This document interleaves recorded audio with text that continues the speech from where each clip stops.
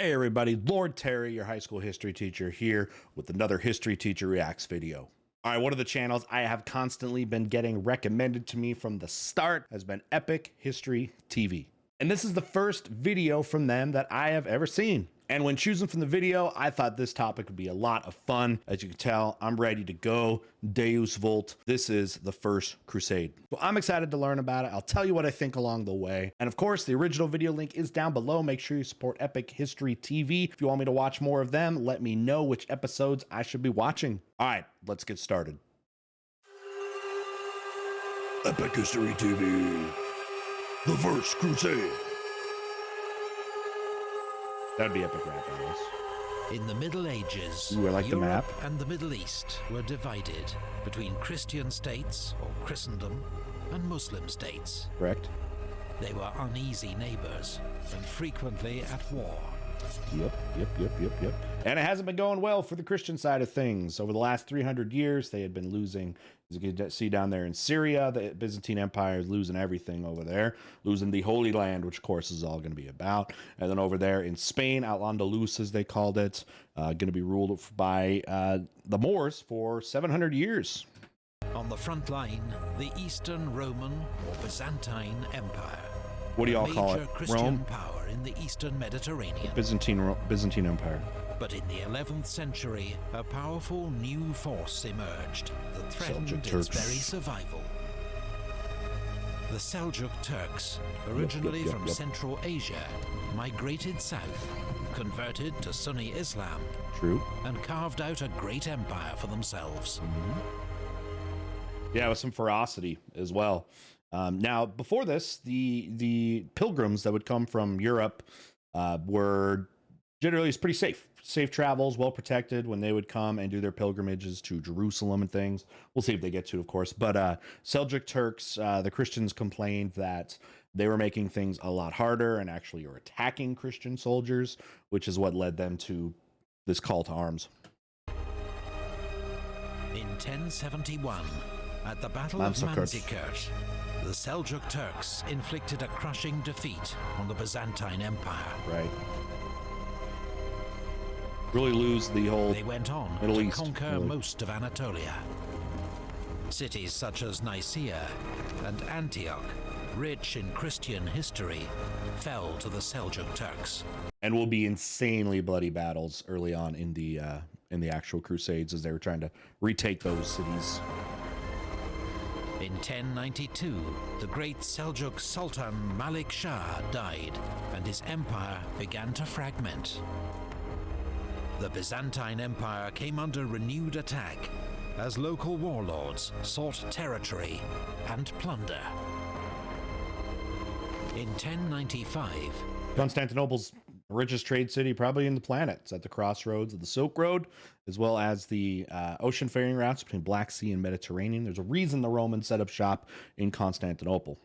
But yeah, Alexios Komnenos, the Byzantine emperor, he needs help. Alexius I Komnenos wrote to Pope Urban II, making a desperate appeal for military aid from his fellow Christians in the West. Great voice narrator, by the way. It wasn't the first such appeal by Classic the Emperor, historian voice. but this time the results would be unlike anything ever seen Pope, before. we need help. We talk about the schism, I hope. Deus Vult, God wills it. Pope Urban saw the Emperor's appeal as a golden opportunity. A chance to heal the rift that had emerged between Western and Eastern churches in the Great Schism. Back then, the leaders of both sides. So there was two competing Christianities basically going on that started to split really once Rome split. And these churches didn't really recognize, or these authorities, all claiming the rightful authority of Christianity, didn't really accept the authority of the other. So officially in 1054, the leaders actually excommunicated each other, hilariously, and they basically went their separate ways. But we're about, what, 40 years later, and will the couple get back together? That's the question. To assert his own papal authority over the unruly barons and bishops of Western Christendom, planned to drive back the infidel and reclaim Christianity's most holy sites. Most of all, Jerusalem, lost to Muslim rule 400 years before. Yeah, way before that. At Clermont in France, Pope Urban preached a sermon to a gathering of clergy and nobles. And yes, the Pope wasn't always historically in Rome, in the Vatican. A lot of times they went out to France at different times there. He called on Christian knights and foot soldiers to go east, to aid their brother Christians and free Jerusalem from Muslim rule. And he offered a unique spiritual incentive. Here's the hook. Whoever, for devotion alone, not to gain honor or money, goes to Jerusalem to liberate the Church of God, can substitute this journey for all penance. I've heard that said in a few different translations. Basically, all your sins are going to be forgiven if you go partake in this crusade. You are going to punch your ticket to heaven. For somebody very concerned about that kind of thing, which is a lot of people in medieval Christian Europe, that was a great deal. It's like, it's a win-win situation. You win, you go through the war, you lived, and you get all the spoils of war and all that. But if you lose, punching your ticket to heaven. Win-win situation, right? He was offering Europe's knights, who lived in fear of damnation because of the violent lives they led, which is true, the chance to atone for their sins. Knights were not good guys, usually. War. What's more, their objective, Jerusalem, was a city that captivated the medieval imagination like no other. Oh, and by the way, these knights are definitely coming for loot and money, although the Pope was saying, don't go for that reason. Oh, you better believe a lot of knights were coming for money, especially in later crusades, by the way. Most holy place on earth. The Pope's offer exhilarated his audience. His words were met with cries of, Deus vult, Deus vult. God wills it. God wills it. The Pope's appeal was preached across Europe, sparking a wave of religious fervor. Thousands of lords, not just knights, and ordinary people, and peasants, yeah, a lot of peasants travel to the Holy Land and fight for Christ. Yeah, it wasn't just knights.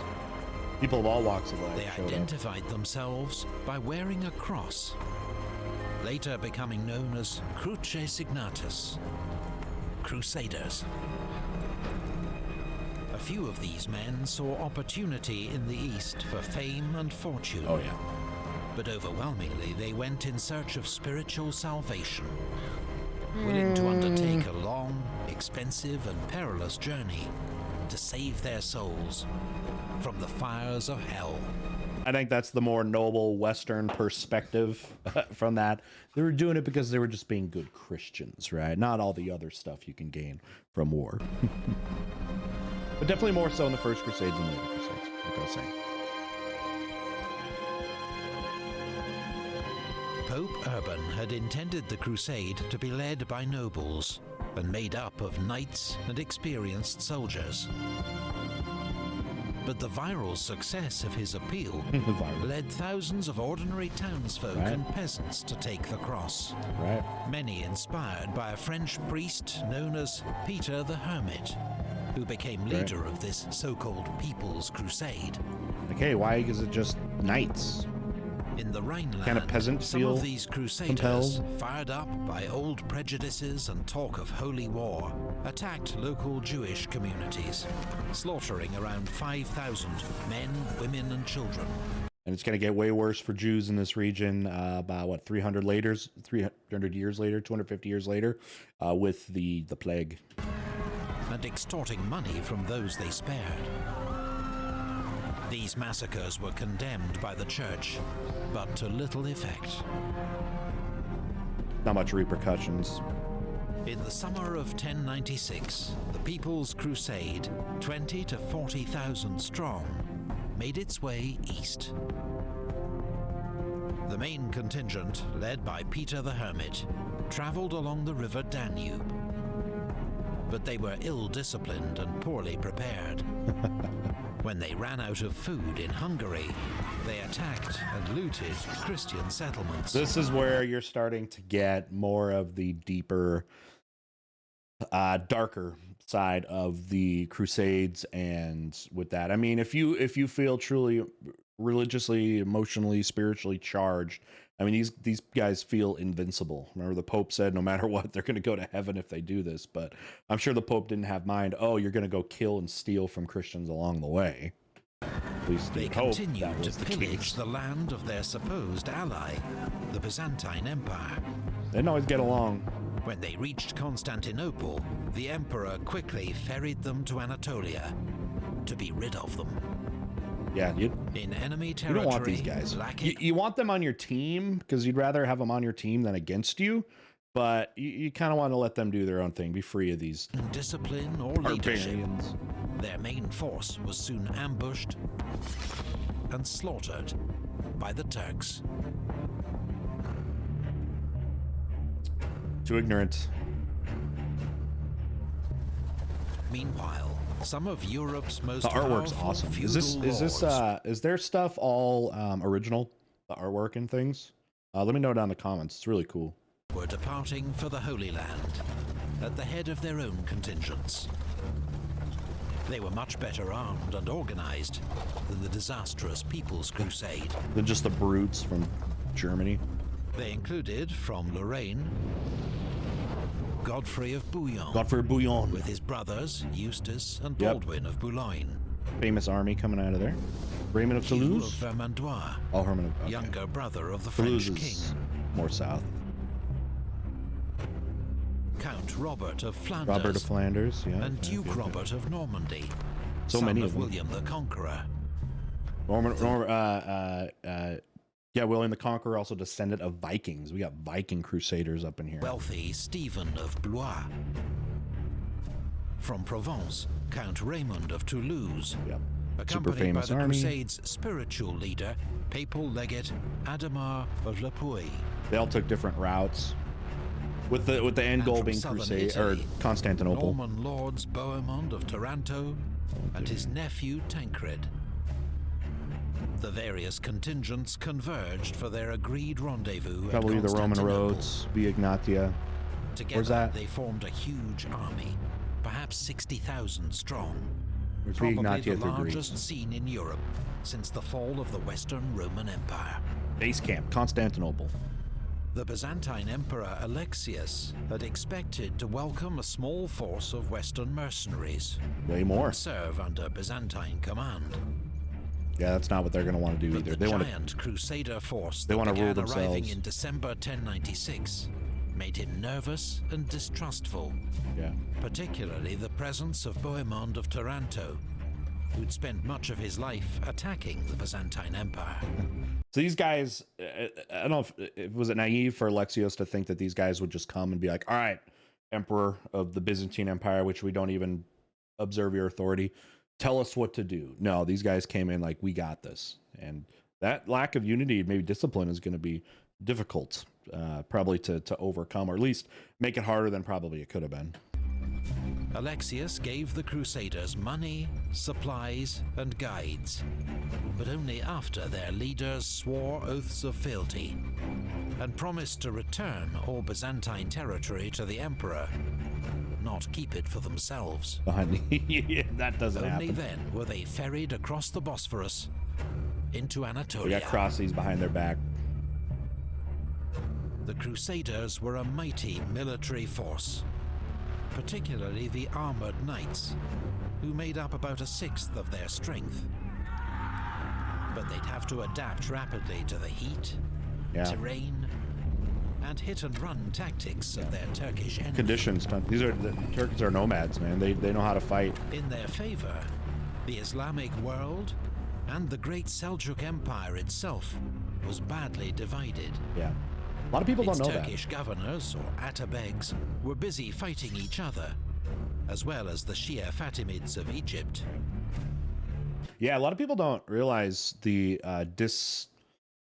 disintegration, or just like they didn't get along on the Islamic side. People just think of it as like the Muslims with all that, but like there are a lot of the different Muslim kingdoms and Muslim groups that hated the Seljuk Turks because they had just fought them, you know what I mean? So there's a lot of disunity. Plus on not just like the ethnic and tribal differences, but also you had Shia versus Sunni Muslims who oftentimes had a hard time, you know, getting together as well. So just like unification on the Christian side might be kind of difficult, it was happening definitely on the, you know, Muslim side of things.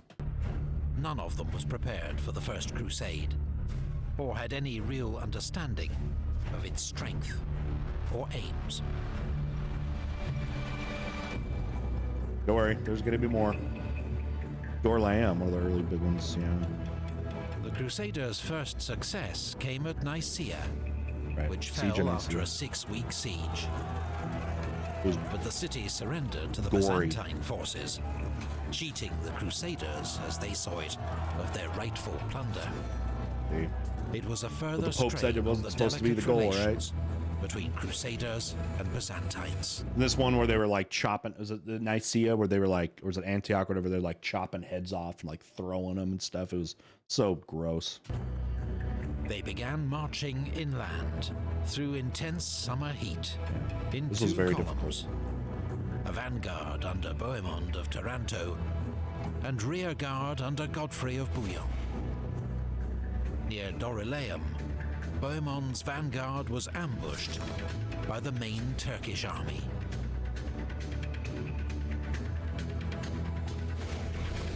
That was rough. Based No one on wants to be Crusader ambushed. Chronicles, this is our best understanding of how the confused fighting unfolded. Are they getting the military tactics in this show? Bohemond, seeing he was about to be attacked by a large force of enemy cavalry, sent an urgent message to the rearguard asking for assistance. Hurry up. Catch Then up. he formed up his knights and ordered his were infantry into a rectangles, huh? defensive formation behind them, protecting the camp followers. The Crusaders came under attack from all sides, facing a hail of arrows from Turkish horse archers, as well as javelins and hit-and-run strikes from their faster light cavalry. The knights were driven back onto their own infantry. Over several hours, losses mounted, but the Crusader line held. Meanwhile, Godfrey was racing up with the rearguard to join the battle. I'm gonna save their Troops were butts. fed into the fighting as soon as they arrived. On the Turks' left flank, the Crusader advance was hidden by the terrain, so that they appeared suddenly, threatening the Flank. Turks with encirclement. Flank and When the spanking. Christian knights all charged together, the Turks Disintegrate their panicked, rectangles turned, with and your fled. rectangles. It They was saved a their major butts, man. Good victory thing they for the got the second Crusaders, contingent there. and allowed them to continue their advance across Anatolia without serious opposition. A lot of people died on the travels just because it was difficult and mountainous At Heraclea, and climate. they defeated a small Turkish force, then split up. The Baldwin. main force struggled through the mountains of Cappadocia, losing many of their baggage Cappadocia. animals and running dangerously cool low on place. supplies. The cool under. Meanwhile, cave Baldwin of houses. Boulogne and Tancred, probably out to seize land and plunder for themselves, travelled south into Cilicia, capturing the city of Tarsus and other settlements. Tancred later rejoined the main army. But Baldwin was invited by local Armenian Christians to travel to Edessa, where he was soon installed as Count Baldwin of Edessa, ruler. Armenians have always had a challenging relationship, as there's this, you know, large Christian contingent of them living amongst and in such proximity to different Islamic groups that have kind of marginalized them, right? It's going to happen when the Ottoman Empire develops too, and you get things like the Armenian genocide, and you can see some of the origins of that, where that comes from along those religious splits. Ruler of the First Crusader state. In October 1097, the rest of the Crusaders reached Antioch, the next stepping stone. You don't want to go there on by the yourself, road to though. Jerusalem. Antioch's very fortified. But outside its walls, the First Crusade would come to the brink of disaster, decimated by disease and starvation, and encircled by their enemies. It would take a miracle to save them from annihilation. This is where they find the lance. October 1097. 2 years had The passed pierced- since Pope Urban II supposedly pierced preached Christ, a and they like took it as an omen or to help the something. Byzantine Empire in its war against the Seljuk Turks. Now the First Crusade had reached the great city of Antioch. It was the last major Turkish stronghold, standing between the Crusade and its goal, the holy city of Jerusalem. Final stretch. But Antioch was virtually impregnable, with its citadel atop a 1,000-foot mountain Cool map and too. too large It's to awesome. encircle. The giant Crusader army could only camp outside its walls and pray for a miracle. But that winter, they ran out of food. Horses, men, and camp followers began to starve. A trickle of supplies continued to arrive by sea, mostly Cyprus. from the Byzantine-controlled island of Cyprus.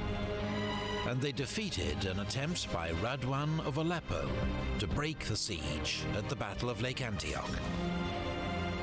But the Crusaders' situation seemed hopeless. Morale fell as deaths and desertions rose steadily. In March, a Crusader fleet arrived with much-needed reinforcements and supplies. Seems to be the theme here is like these armies go in on their own, separate from the rest of the group, and then it doesn't work for them, and then they get bailed out by other people. It's like if they could have just organized better all together, this whole process would have been much simpler. Finally, one night, Bohemond of Taranto and 60 of his men scaled a tower on the southern wall, whose commander had been bribed. Oh, As dawn broke, traitor. Bohemond's men opened the city gates, and the Crusader army poured in. Always a traitor. They Ruins massacred it for everyone. soldiers and civilians alike, while desperate Muslim survivors fled to the citadel, which continued to resist all attacks. Oh, it was so bad. It's slaughtering Antioch civilians. had fallen. But now a giant Turkish army was Mosul. assembled under the command of Khur Buga, governor of Mosul. First, he attacked Baldwin in Edessa, but abandoned his siege after 3 weeks and marched long time, on though. Antioch. The Crusader army was exhausted, starving, and now trapped. They could expect no help from the Byzantines. Emperor Alexius, busy securing his own territory in Anatolia, had received false reports that the crusade had already been destroyed. Oh, that's already Fearing a lost. Turkish counterattack, he withdrew to Constantinople. Ah, bad information. I didn't know that part. Inside Antioch, a relic was miraculously discovered. Supposedly the Holy Lance thrust into Christ's side at his crucifixion. Yeah. So they love their relics in the Middle Ages.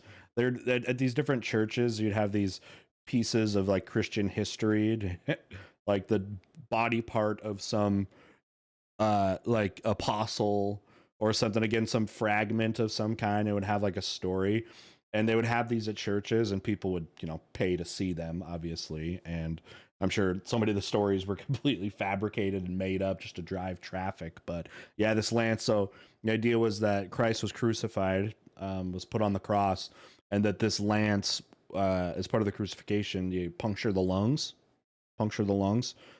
So it exacerbates like the suffocation of somebody that's being crucified, because that's one of the things that can happen. And they had found this, they'd said I think it was buried under the church or something, and saw that as like, it like motivated them, it like gave them hope. And the Crusaders' faith in their holy mission was renewed. It was like a sign from God. Although heavily outnumbered, the Crusaders decided to meet the Muslim army outside the city walls. Gave them the moral boost. With the zeal of religious fanatics, seeing visions of saints and angels, they charged the Muslim army, which turned and fled. Kurboga, accusing his commanders of treachery, religious possibly drugs or something, set fire to his camp and withdrew. Destroy your Muslim products so they can't get them. Citadel, witnessing this stunning victory, quickly surrendered. All right, final stage. This is Boardwalk on the Monopoly board. It's the final place, right? 1098. Fatimid Egyptians forces are showing from up. Egypt captured Jerusalem from the Artukid Turks.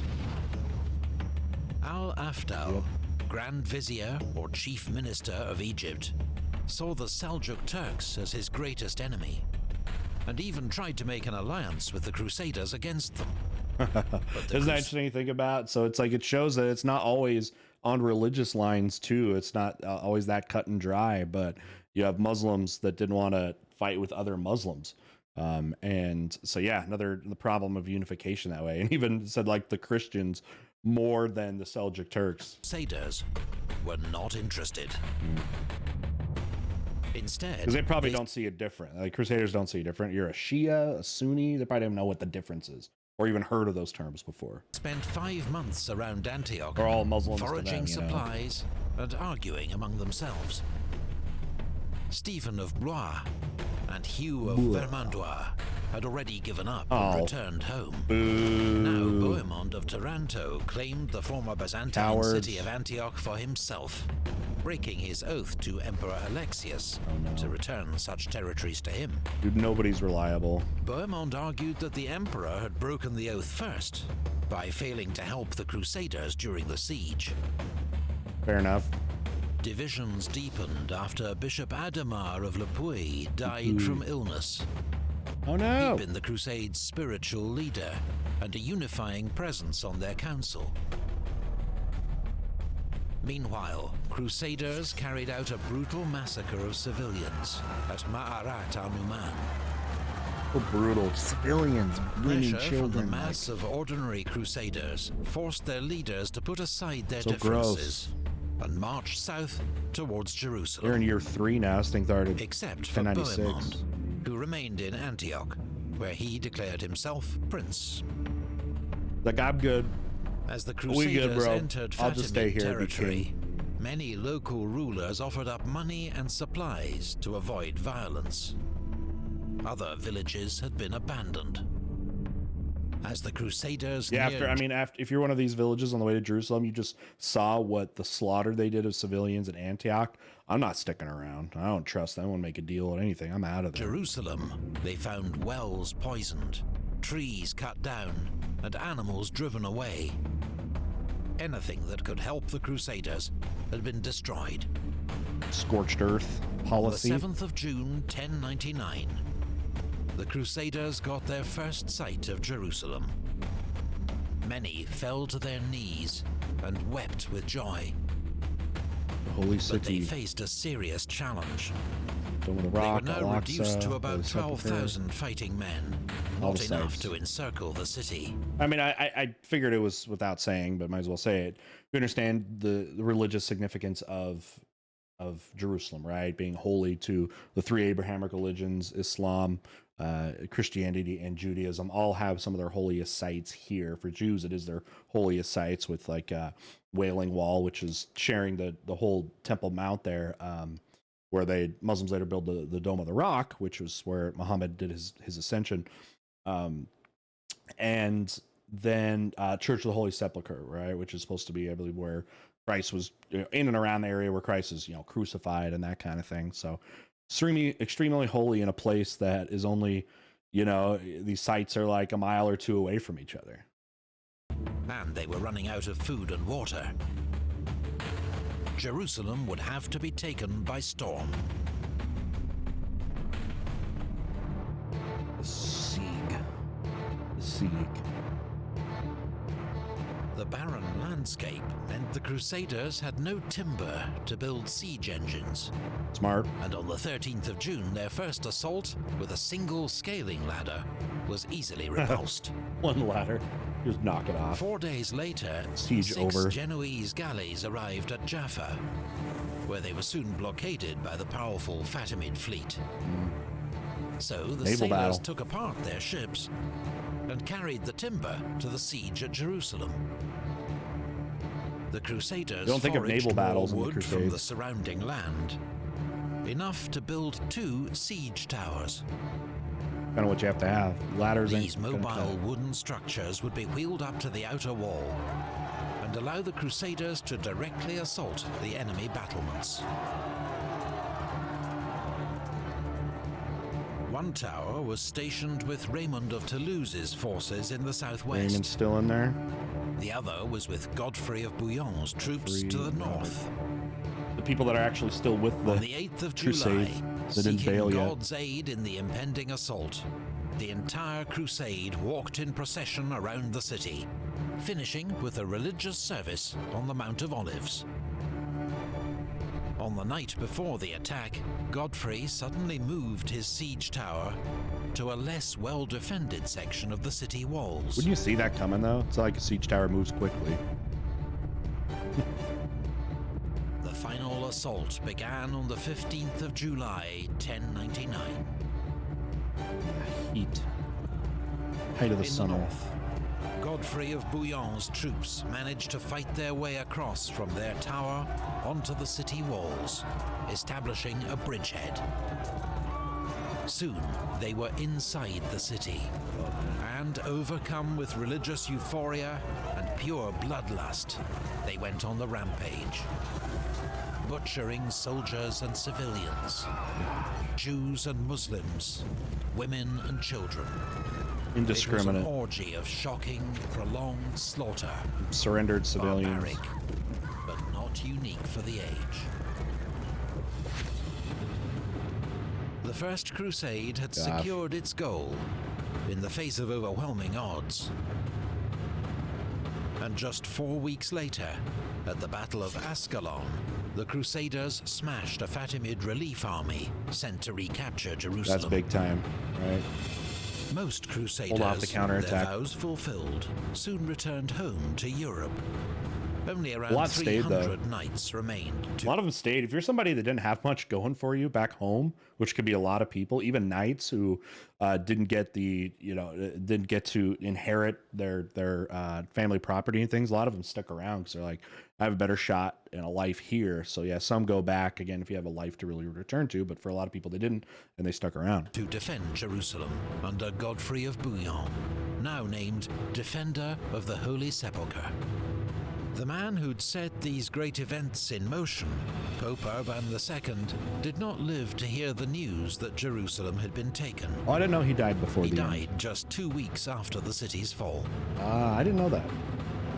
The new Crusader states that emerged, the Kingdom of Jerusalem, the County of Tripoli, the Principality of Antioch, the County of Edessa, lived on precariously, surrounded by enemies.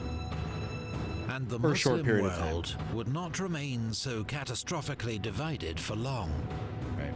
Soon it would unleash its own holy war against the Crusader states, Yep. It's turning not the over. Holy Land into a battleground for almost 2 centuries. 4 major In crusades. response, more crusades would be launched from Europe, but none would ever match the bloody, spectacular success of the First Crusade. Well, Research and artwork for this video comes from Osprey Publishing's Oh, sure. extensive range of books on medieval history. Every Osprey Artwork book was examines awesome. a particular battle, campaign, or combat unit in authoritative, meticulous detail.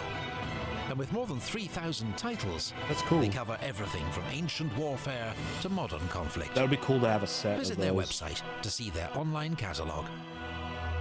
Templar versus We'd like to Mamluks. say thank That's you cool. to all the Patreon supporters who make Heck yeah. All right, let me give you my final thoughts.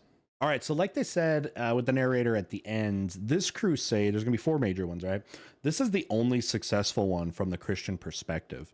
The second, it's going to be retaken. The third one is actually, it's the very famous one. That's where you're going to get Saladin and Richard Lionheart. And then the 4th Crusade was a complete disaster from the Christian perspective. They didn't even make it to the Holy Land. They started fighting each other in Constantinople. And by then, so many of the Crusaders were only there for their own kind of selfish, desires. They were basically just mercenaries. So this first one, was the only one that was successful from the Christian perspective, because the rest are going to be failures. Anyway, first time watching this channel, it was awesome. I love the quality, the narration, the production quality was fantastic. Very, very cool to see that. So thanks to everybody that's been suggesting this channel for a long time. Again, if there's other ones you want me to check out, you can let me know below. I've seen they have just looking through the playlist, some that are like really long series. Those are kind of hard for me to react to, just because I feel like with a big series, you can't just commit to like one video, and that's hard because I like to cover a lot of different things. But especially if it's something like this where I could kind of watch it all in one sitting, that makes the best, I feel like, content for me and for me to comment on. So especially along those lines, if you have stuff like that to share with me, again, you can put it down in the comments, or better yet, come over to the Discord community, hang out with people, and there is a video suggestions channel that is a little bit easier for me to keep track of and to see that way. All right. Anyway, original video link is down below. If you hadn't supported it, even if you have, let's get it to some more views and make sure these channels like this and specific epic history are letting them know that we appreciate them, because I know I do as a teacher. All right. With that, we'll see you next time. Bye.